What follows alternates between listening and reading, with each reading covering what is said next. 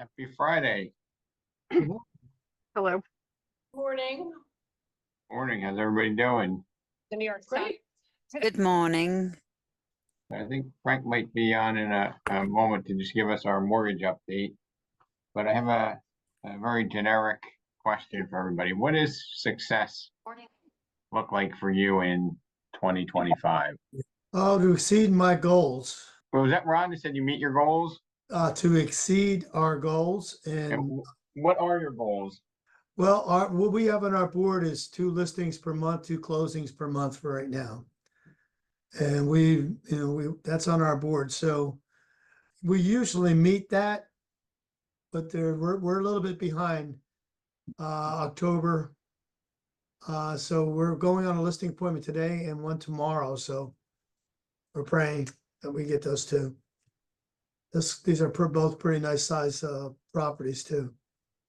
And we didn't collaborate ahead of time, right? No, So what else does success in 2025 look like for you?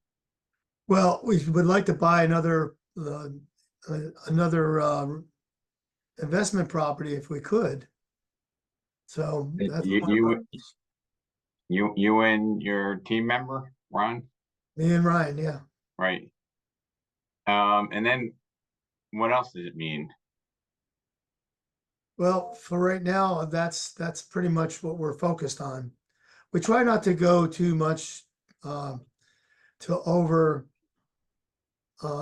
overshoot everything, because then when we get too frustrated, we try to keep our goals simple. We try to keep our business plan simple, and we revise our business plan every 3 months. For 2025, we'll try the first quarter. Same thing with our goals, first quarter. And if we change, usually we'll change our business goal, our business plan as we go along, because it never stays the same. And Right.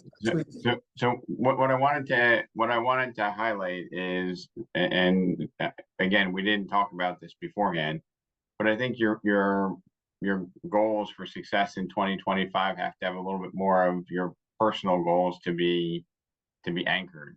Like, what does that mean to you? Like, you want to buy an investment property, so you want to have some residual income. You want to have some residual income for some reason, right? Right.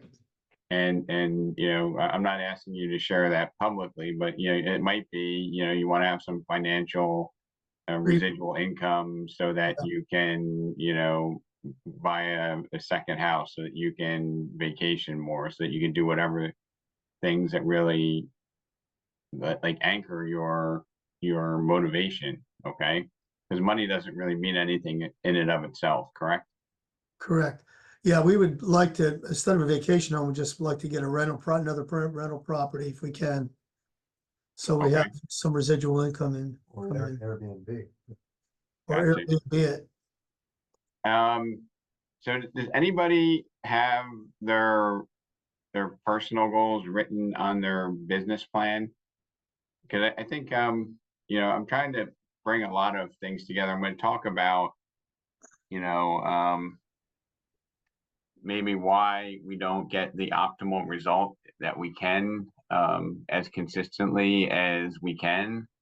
And I put here kind of the corollary to not achieving success in 2025 is if you're doing things that are going to trend you towards a disappointment.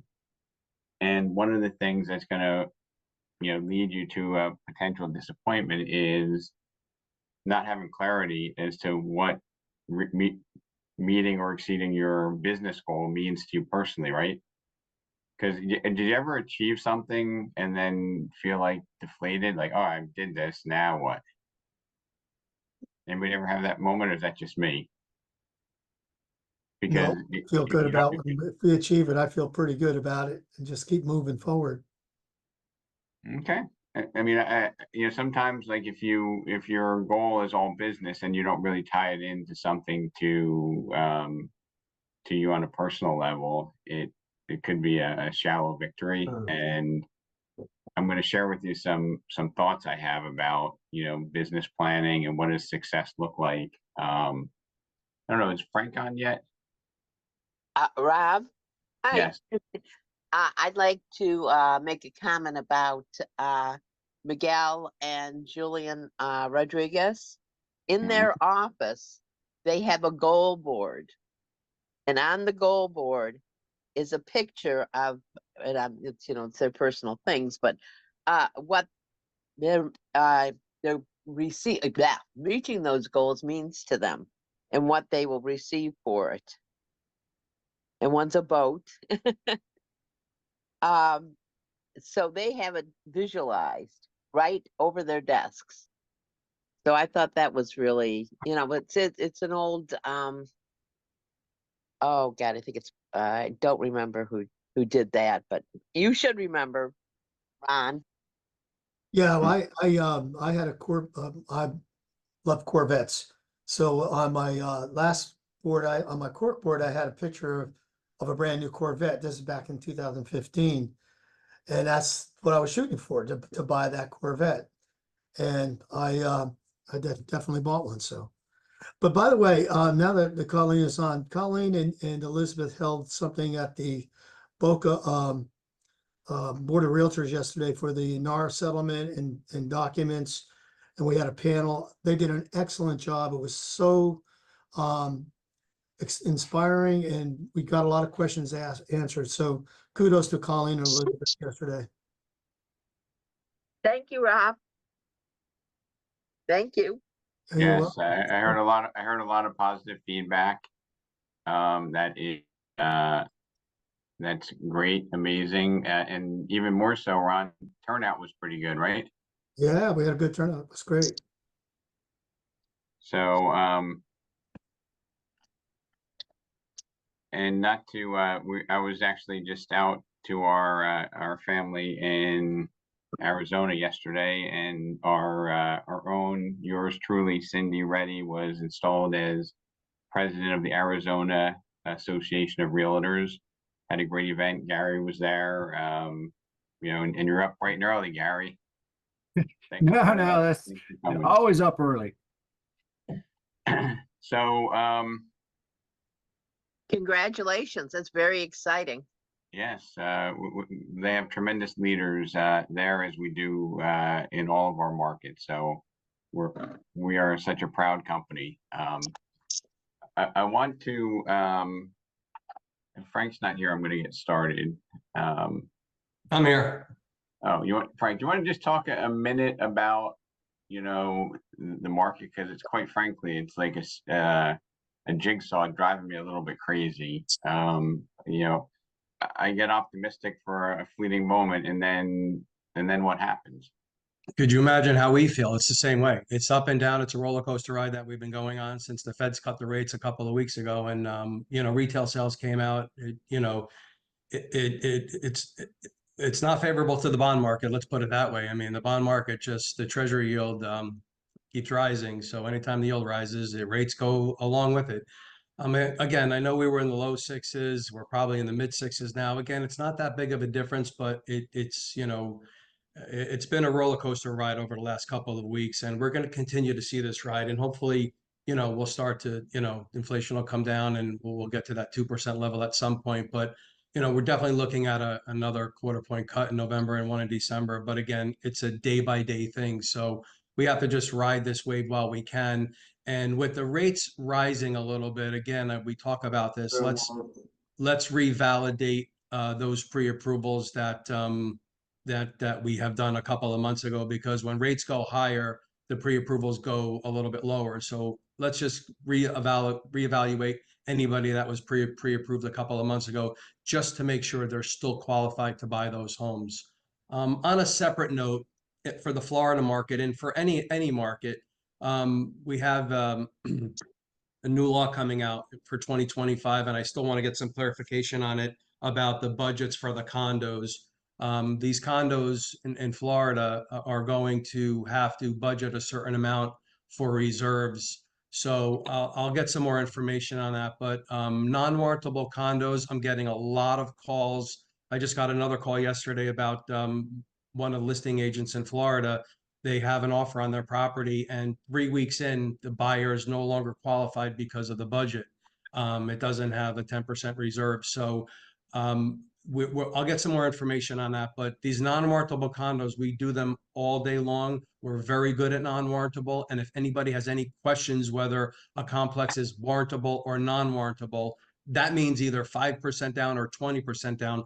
Please reach out and I can run that complex through and let you know if it's approved or not. So condos, warrantable or non-warrantable, we do them very well. And if you have any questions, let me know. I was watching a I'd like video. Frank- So is any of the conversations statewide? If you have that, Ron, just reach out to Frank directly, because I want to keep Okay. moving. And what Frank talked about is going to play very nicely into my discussion today. Rob, Yeah, I'm sorry, I don't mean to be rude.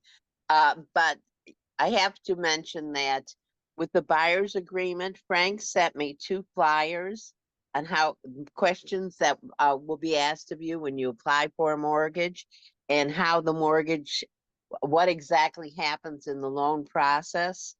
And we're going to add those to our buyer agreement packages. I did it yesterday for the team, and they were just perfect. So reach out to Frank for that also.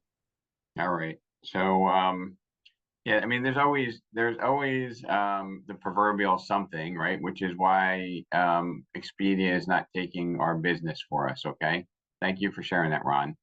And by the way, I love the visual of that, process. But I want to talk a little bit about, us, okay, as leaders. We talked about leading, and now we're talking about defining success. And I think a lot of people, when they just get asked the question, what does success mean? It means I can help more people, it means I can make more money. What does making more money mean? Usually you go down this path and it takes them to this these 2 words, which is called financial freedom. Is anybody looking for that financial freedom? Right. But I'm going to give you the zinger, which is, what does the financial freedom mean to you?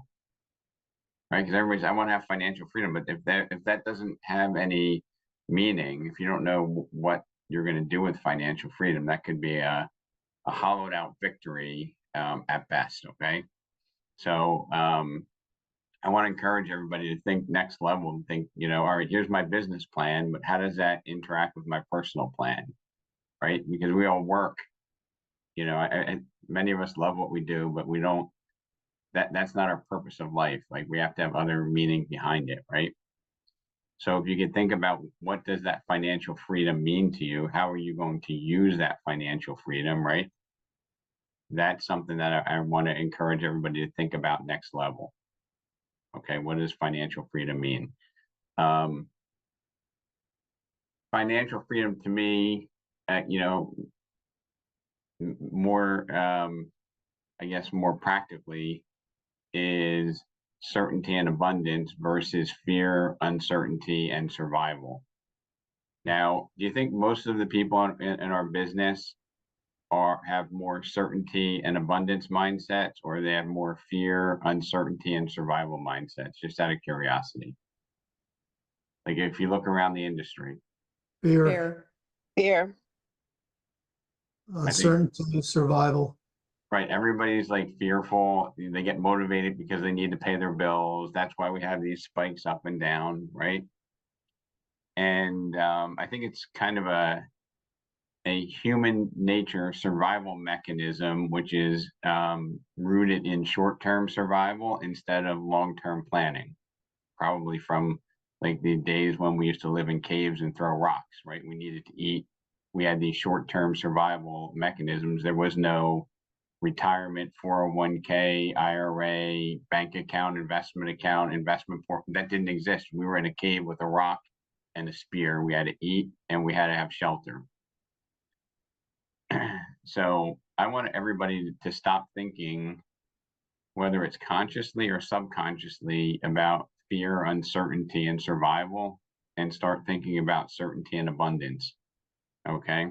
And I'm going to go to my thoughts here, which is, great salespeople, are masters at asking questions to create authority.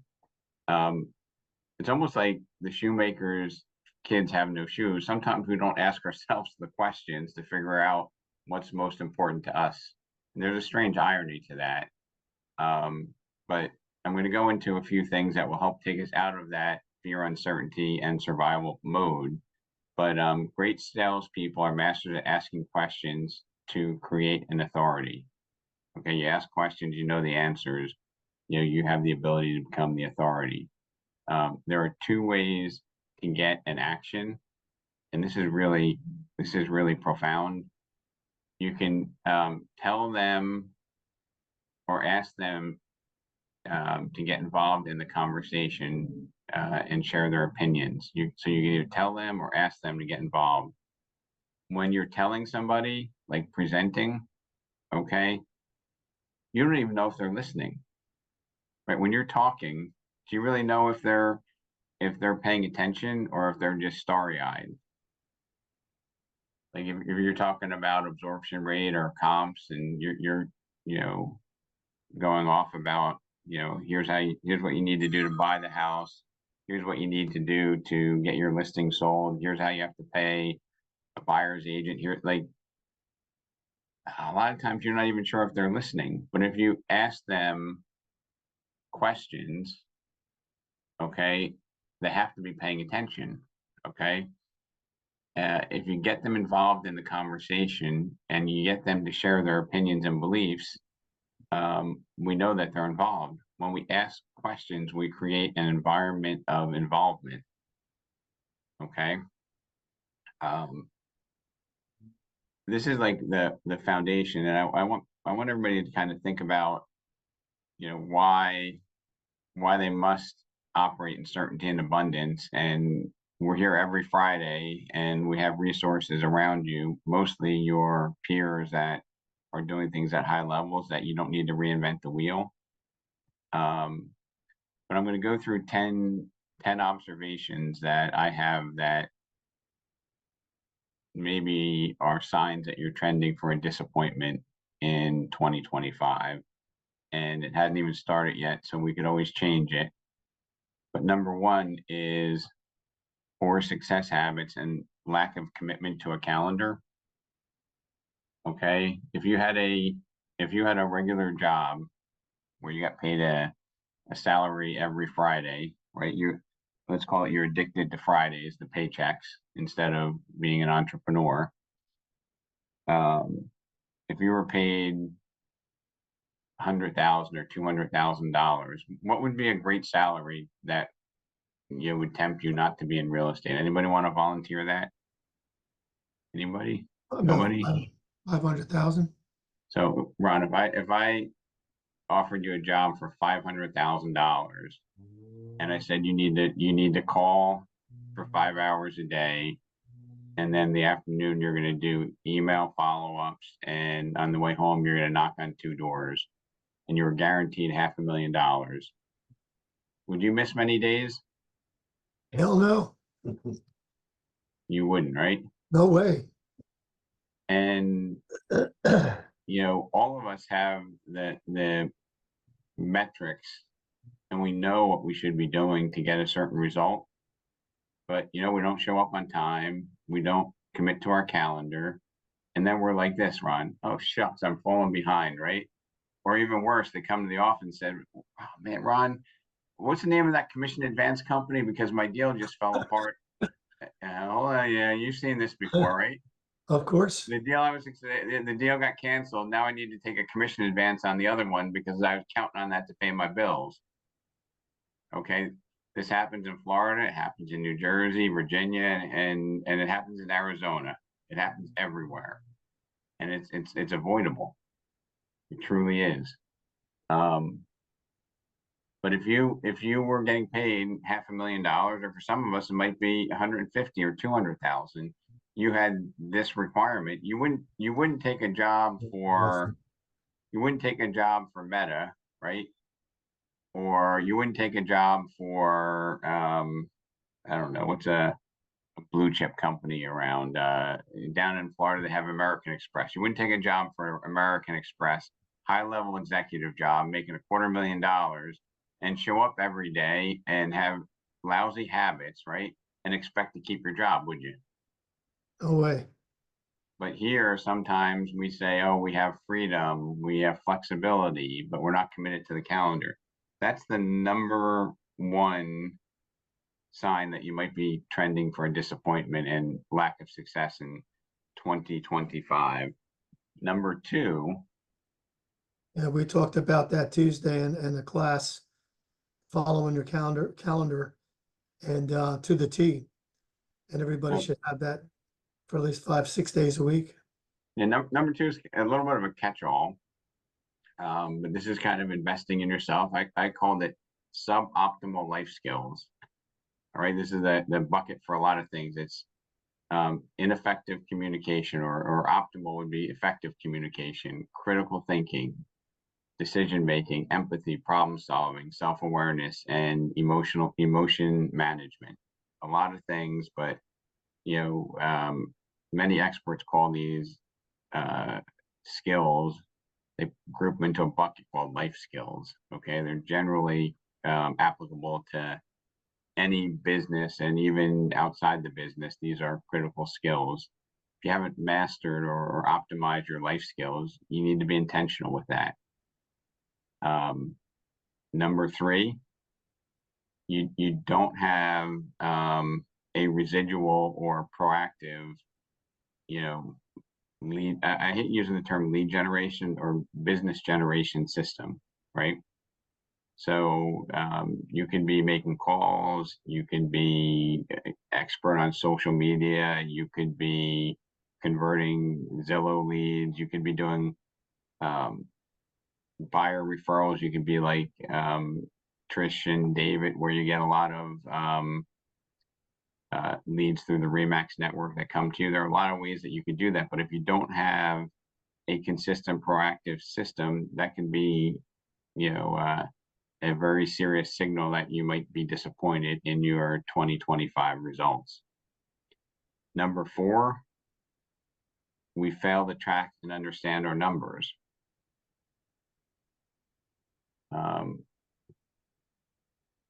I'm going to like Gary Greenacre. How well do you think most real estate agents that you've come across? We were around a lot of them last night at the Arizona Association of Realtors. How many of those people you think really know their numbers like a real business owner? I would say very few of them. I mean, there were probably a room with 200 people. I bet you if there were 10, maybe 20, that would be a lot, right? Yep. And this is the only business where you can survive, albeit, a little bit haggard and, almost at times desperate, without knowing your numbers, right? Yep. They probably don't even know where all their business came from. I would bet my second to last dollar that 90% or more of them couldn't tell you where the majority of their business came from last year. They might have a gut feeling, but it probably isn't accurate. That's sad if you don't know the numbers. Yeah, it's Ron. It's very true, and it's something that some of us may know our numbers, but we may not know them as how would I say it, as relevantly and timely as we need to make adjustments to have impact on the outcome for 2025. Rob, you're absolutely right. When I was managing, I would track all the agents in the offices, their figures. And when I would speak to them on the phone and I would say to them, hey, it looks like you're really having a great year. They'd go, really? And I go, well, yeah, you're up, 70% over last year at this time. Really? And, at the end of the conversation, they'd feel a little bit better about themselves because suddenly they knew their numbers and where they really were. And that's why they're so important. Yep. That reminds me of I was saying, what gets measured improves, right? And who knows what the most relevant measure to improve is in the planet. You guys all know this, and ladies, you know what it is. Your weight. Your weight. When you weigh yourself, right? and you see you went up a pound or two, you know you went off track. So if you don't measure the outcome, you're destined not to improve. Okay. I think a lot of agents are afraid to look. You know, they're just afraid to go over all their numbers, feeling that they didn't accomplish what they started out to be.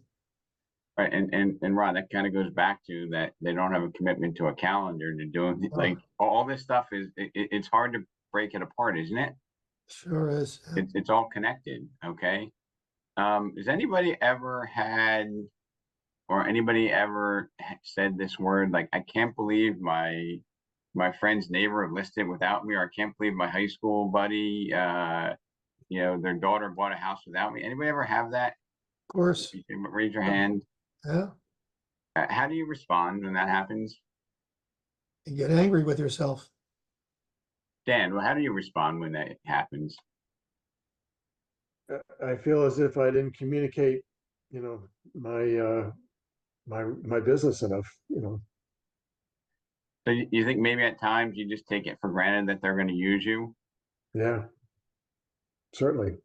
And sometimes we fail to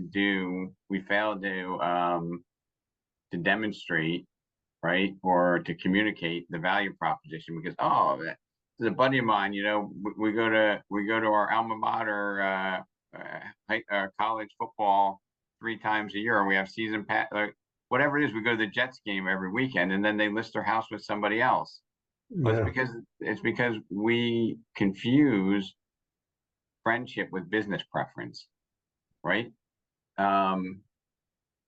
Would you give your best friend, who's a stockbroker that is coming to the football game every Sunday and just complains about, my God, I can't believe my client got annihilated, I made this wrong choice, or complain about clients, would you give them your business?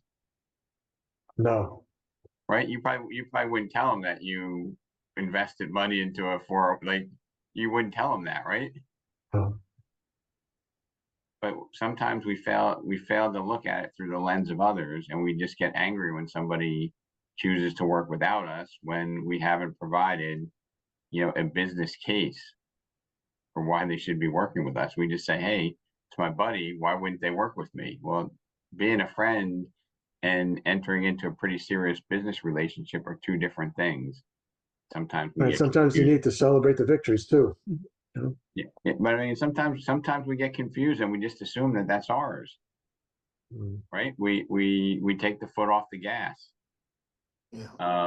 So there's a looked like everybody that was on camera raised their hand to at least knowing somebody or having that happen to them. Okay. Hey, Rob, We don't. in the chat, there's a really good post from Angie Verostek, if you want to read through that. All right. Let me. What are the keys to success? Set your calendar from Monday to Friday. Make your calls for 1 to 2 hours a day. Make sure nothing interferes with that during time. You can do other stuff, including appointments afterwards, or call until you get an appointment. Set your week to have at least 2 to 3 appointments. Also measure your results. Doesn't get much clearer than that. But Exactly. Robert, what do people say though, if they were going to block time and they were making their calls? I this came up or that came up or I got a call, exactly. or a ping comes in. It's the home inspection report from the property, and there's a problem. Oh, I got to drop everything and work on that, right? Mm-hmm. That's a complete. That is a symptom of going into that fear, uncertainty, and kind of desperation type of model, instead of having the certainty in your business model in abundance, right? So one thing I would probably suggest, and I know we all have a hard time doing this, is don't have your email open. Don't silence your phone, don't look at your text messages. There are so many distractions right now, right? I mean, pretty soon you'll see a monkey spinning an apple pie. You're like, hey, go look at this. That's pretty cool. Thanksgiving. Come on. We No. all like live in this shiny object syndrome where we're vulnerable to getting distracted. And if you go off point, like Angie said, you need to dedicate time and do what you need to do. And if you do those 2 hours, you basically have done the most important thing for the day. And then you can work on your other things. And quite frankly, nothing else matters. Right. I mean, I know that some people are out at Mike Ferry. Any Ferryites want to mention a word or two about like what Mike Ferry's secret sauce is? Anybody? Block your time, do your prospecting first thing in the morning. Block your time. Yep. I mean, the guy's made, probably tens, if not $100 million by just telling people to block your time and do the same thing. His videos, I still watch them, Gary, but they're the same things for 30 years. Nothing's really changed. And he's not even embraced technology, right? He's like, you have a phone, use it, right? Call people. Yep. And I will tell you that there are many, and I think you have a few very committed Ferryites in Arizona, right? I think even our top team, right? Yep. Yep. You have a lint roller? I mean, they're committed to prospecting and the beliefs that Ferry has, and quite frankly, blocking time, cutting other things out. I was listening to him on the way back from Arizona, and one of the things he said is, you need to go media free until you're done with your prospecting. Like no newspaper, no text messages, no putting the TV on. He's like, you just get distracted. And I have to say, I do agree with him. All these things are distractions. Look, Rob, if the rest of your day after you've made your calls goes to naught, at the end of the day, you can look at yourself and say, I made my calls. So I had Yeah, feel good about yourself. Yeah. Exactly. That's the key. You've always got to be reinforcing yourself positively. Right? In my class on Tuesday, I asked the agents, I says, would you be embarrassed to show me your schedule for the week? Or would you be proud? And nobody said anything.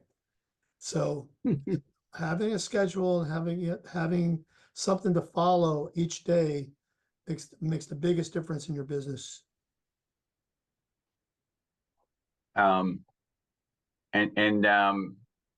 Let's see. I was working with a team. I don't see the team member on, so I won't bring it out. But we're doing phone calls, and rather than me doing the calls, I was observing the calls. And after the call, I would kind of pause the dialing session and say, what could we do differently? What could we have done differently? And figure out how to process objections, because if there were no objections, right? You think we'd be able to have any type of financial leverage to get paid? No, we would get paid nothing. We'd get paid $15 an hour to go dig a hole, put the sign, and open the door, write the contract. And having objections is a blessing, but we all think of it as, oh, I hate objections, right? I hate calling and getting rejected. But objections are what make us relevant. Think about it. Sharpens your skills. Yeah, it's how you help people. So, and honestly, and I try to be very humble, but I love objections because it gives me a way to learn and grow. And most of the times when we put out objections, are they real? When you see a listing, I'm going to put this right front and center. You see a listing expired yesterday, right? And you call that listing up, and you might be the third or the 30th person that calls them, what do you expect them to say? Anybody? Ryan? I've already spoken to 12 other realtors. How did you get my number? Right. Why didn't you sell it when it was on the market, right? Or they say, hey, are you entertaining offers? And what do they usually say? No, we took it off the market. Does that sound familiar, right? Yep. So this happens like, if you've called expired listings, you know all the objections, and if you call without having a strategy, come on, really? Like what can you say if somebody's, because a lot of people, they get frustrated, they say, no, I took it off the market, right? Does that happen a lot, Ron? You do expireds, correct? Well, Ryan does, he calls them every day, but a lot of them, say, oh, we decided not to sell it. And then, we would say, well, what were you planning on moving at the first time you put the house on the market? So you had to have some kind of a plan that you were moving somewhere. What was the feedback you got from your Or agent? what was the feedback that you got from your last agent to keep the conversation moving? Or ask the agent, what do you think they could have done better? Right. Yeah. And a lot of them say, I know, I haven't heard from my agent, They Right, would ghost me. so we all understand that we're gonna get objections, like by picking up the phone after a property expires. I don't think the conversation has gone like this for the past 10 years. I don't think this conversation has ever happened. Oh, Ron, are you an agent? I want to relist my house because my other one just let me down. But I don't know you, and I want you to come over and take my listing. It wouldn't be that easy. Yeah. That conversation has never, wait, hold on. That conversation has never happened, right? Yeah. Never. Because they're getting bombarded by people calling with no value proposition, really weak communication skills, anticipating to get rejected, and then they just want to go around and say, hey, Gary, man, these calls, these expire, they're tough calls, man. And they want to complain about it. But anyway, yes, you need to practice, and that's the next piece to why people will be disappointed, is because they don't practice the process, right? And if Ryan is doing calls, 4 days a week, 5 days a week, 3 days a week, he should be an expert at it. He should know what the objections are, and we should have practiced that role play. And Ron, I think that was a great response. Hey, I know the house isn't for sale, but if it had sold, where were you off to? Right? That's a very simple question that's hard to say no to. It's not a no question. If your house is sold, where were you going to? Oh, we're going to move in the Carolinas with my nephew, whatever. Number 7, lack of accountability. Do you think this industry lacks accountability? Absolutely. Right? I mean, it lacks accountability so much that there's a whole industry called coaching that's been built around its primary function being accountability, right? Mhm. I mean, coaches can train you a bit, but I think the value of a coach is more to hold you accountable than to train you. Would you agree? Yes. 100%. Right? Because a lot of us know what we should do, but we just don't do it. So if you have a lack of accountability, it's gonna be a sign that you're trending for a disappointment. Oh, this is another one. Play the victim. It's not my fault, right? My buddy in college, he's just a jerk. I'm not even going to football games with him anymore. Or these leads suck. These leads are horrible. Or did anybody ever see somebody who plays the victim and is really good at it? Mm. Robert, some people are like they know the person too well. Well, yeah. It's wearing my shirt, that person. But in all seriousness, though, like if you're blaming, the system, you're blaming the universe around you. It's probably not the leads, probably not the customer. It's probably not that jerky agent that stole your client. It's probably that, we left the You door didn't do your open. job. we left the door open and the key in the car, and then somebody stole it and we're surprised, right? Right. Maybe even left the engine running and we're surprised that somebody took the car. Well, Right. you made it so darn easy for them to take our business. So please, like, don't play the victim. If you fail, step up, say I'm accountable for it. What could I do differently, and move on. It's also a healthier place for you to be than to be the victim and the angry Playing real about it. estate participant. It's very unoriginal. A lot of your peers do that. You're an information junkie, not an implementer.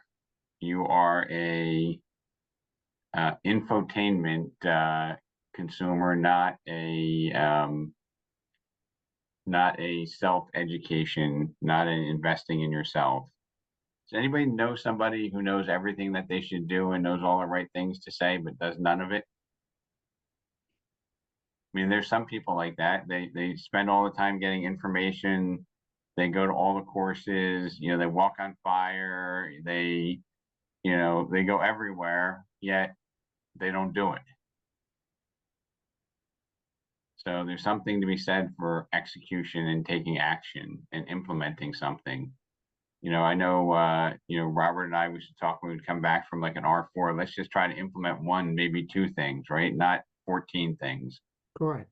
Because you always have a list of a bunch of things that you want to do. And if you try to do them all, how many do you get done, Robert?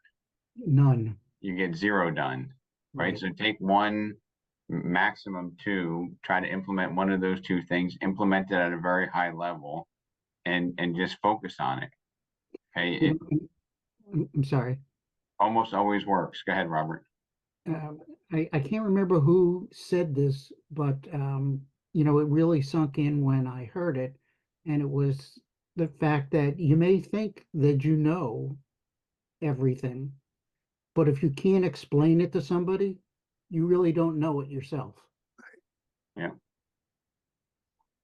I think that was the guy from KCM, the gentleman that passed away, used to say, "Hey, most people know, many can explain, but few can teach." And that's like or many know, some understand, and few can explain and teach. So that's that third degree of understanding. Right. And these things overlap. You hear them said different ways by different people, and it just resonates with me. And then the last one is kind of somewhat related to this, but I call it shiny object syndrome. Right? We're always looking for oh yeah, let's use AI to make the calls. I won't have to do any work, right? You have to do the work, right? If you don't like to do the work, maybe find another job. I hate to break the news to you on a Friday morning as you're planning for next year, but you need to do the work. If you enjoy the work, it doesn't seem so bad, right? I mean, if you're going to spend 2-3 hours a day prospecting, if you enjoy it, it goes by quicker. If you don't enjoy it, doesn't it seem to take forever? So if you're more successful at it, the time goes by quicker. A little pro tip, right? When I was doing calls with the team there in Westfield and coaching, I couldn't believe it was 2.5 hours went by like that. And I was like, oh, wow, we're like half an hour over the time we allotted, but it didn't even matter because it was fun. It was proactive. It was learning. I'm learning, helping people find ways to overcome seeming challenges. Let's see. I also wrote this down, and I don't know how relatable it is, but if you ever been to Tony Robbins, I think one of the things he says, live life with passion, right? And a lot of people in this business kind of are mopers. They don't really have the passion for the business, right? And passion is contagious. It's exciting. It's effective. So passion drives you. It gets people on your side. It makes you persistent, right? When you're passionate, you don't give up, and it's also contagious. And Marilyn, I'm gonna ask you to unmute yourself because we have a little fireball in our office there, and everybody is drawn to him, right? Are you still there, Marilyn? Maybe she dropped off. I saw her a minute ago. So we have a 20-some-year-old new in the business. He does his prospecting. He's like, I got to talk to 50. I have to have 50 conversations a day before I can be complete. I want to have 250 conversations a week. I want to go on and everybody knows we should be doing things like this. And everybody's like, I like Joe. He has a really good energy. And what they're saying is it's also contagious, right? Because more people are now saying, I'm going to start doing some calls. I'm going to start doing some prospecting. Thus the call session with the team, making calls because they're drawn to the energy that somebody has in the office, right? And years ago, when everybody used to come to the office, those successful people attract other successful people. They create other successful people, right? You're watching there and you're saying, hey, I go to Parkland, I see Ryan calling every day. That inspires me. Now I want to come in. I want to make calls at 8 o'clock in the morning, right? It's contagious. If Ryan's been doing this for years, I haven't observed, maybe I haven't observed part of one call session, but I haven't been there a lot, Ron, but I'm sure that he's passionate about it. Otherwise he would have quit doing it, right? Because you can't do something every day if you're not passionate about it, especially if it involves some level of resistance and rejection. It's just not even possible. He gets excited over the outcome when he gets a positive outcome. That's what keeps him moving forward. And you also have to be able to separate yourself from the outcomes that aren't the way you want them to be, right?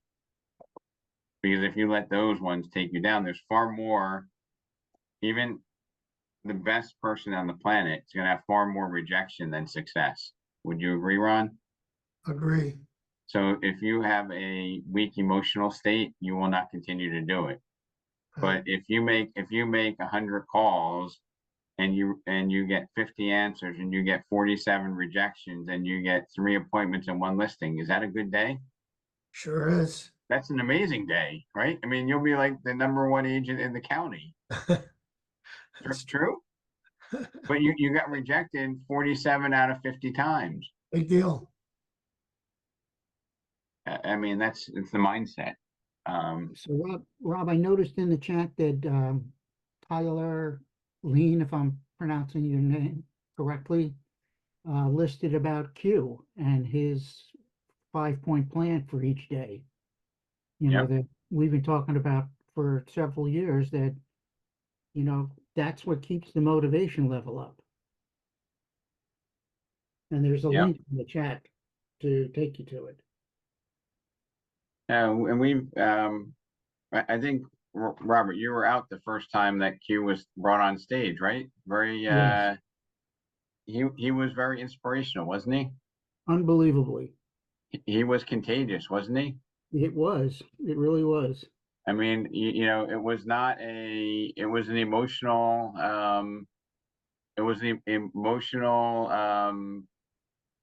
I guess I'll say presentation that he did, right?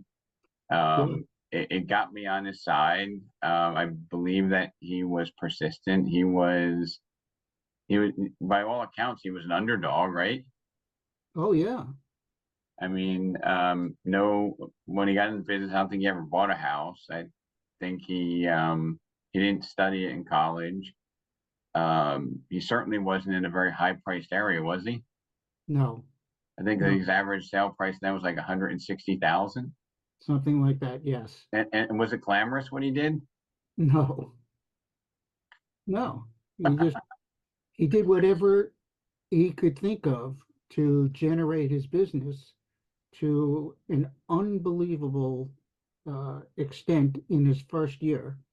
Right. Well, he was he was diamond his first year, right? And that was literally his first year in the business.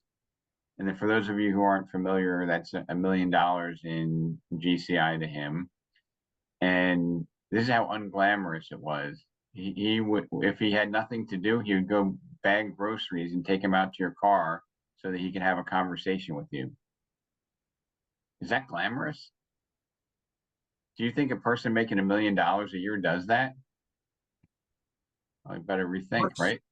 Works for him. But he was consistent, you know, he was passionate, he was inspirational, he was contagious, he was all of those things. And I guarantee you, he failed a lot, right? He had to fail a lot to have that much success. Oh, yeah.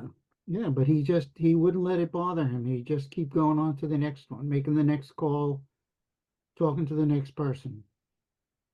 So I'm gonna, I hope that this provides some value or uplifts you or does something for you to come on every Friday. But I know our attendance is kind of slowing down a little bit. I'm not sure if it's the timing or what it is, but I'm gonna do a huge ask for everybody. I'm gonna ask if you could reach out to at least one, preferably two people, and just encourage them to join our cause here and be part of the sharing and the inspiration that we have here to help you take your business to the next level. Because I feel like we got off a little bit when we adjusted the time, and I know Arizona, you're going to be in for another shift, right? We're going to go from 8 to 9 o'clock soon, right, Wilson? We never change our clocks, Rob. You guys change yours. Yes.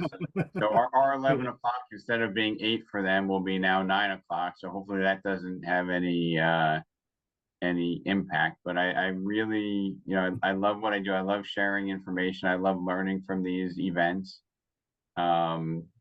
You know, and I want to pay it forward. I want to help everybody figure it out, because I know for certain that if you do the right things, you will succeed. I know if you do the right things consistently, you'll exceed your expectations in the business. And the counter to that is if you allow yourself to get distracted, or if you allow yourself not to live by your calendar, then you're going to wind up in that scarcity, desperation. You're going to wind up in that dark place that we don't even want to talk about, but it's going to be the fear, uncertainty, and survival mode, right? Survival. Yep. Instead of certainty and abundance. Right.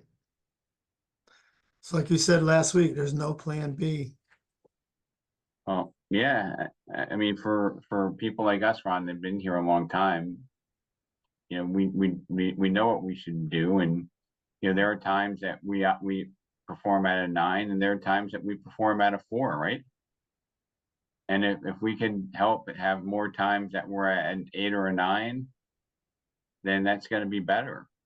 It's just going to make our result better, our mindset better, our consistency better, you know, our satisfaction with the business better, right? Just undeniable. Yes, sir.